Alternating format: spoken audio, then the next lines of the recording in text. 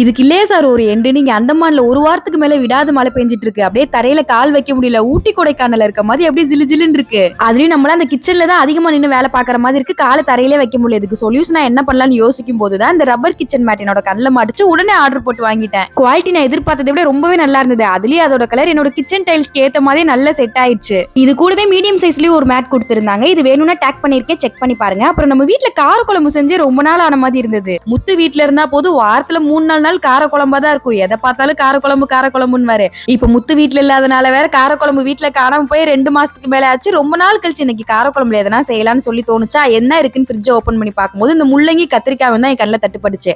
முள்ளங்கி கார குழம்பு செஞ்சிடலாம்னு யோசிக்கும் போதே சரி ஓகே இந்த கத்திரிக்காயும் சேர்த்து மிக்ஸ் பண்ணி ஒரு கார குழம்பு நம்மளா ரெடி பண்ணிடுவோம்னு சொல்லிட்டு அதுக்கான வேலையை தான் பார்த்துட்டு இருந்தேன். சம்பந்தமே இல்லாம இது ரெண்டையும் மிக்ஸ் பண்ணி வைக்கிறோமே, டேஸ்ட் என்ன லட்சணத்துல வருமோன்னு பயந்தேன். ஆனா டேஸ்ட் நான் எதிர்பார்த்ததை விட சூப்பரா வந்திருந்தது. இது கூடவே பீட்ரூட் பொரியல் வச்சு சாப்பிட்டு லஞ்ச் முடிச்சாச்சு. அவ்வளவுதான், பாய்.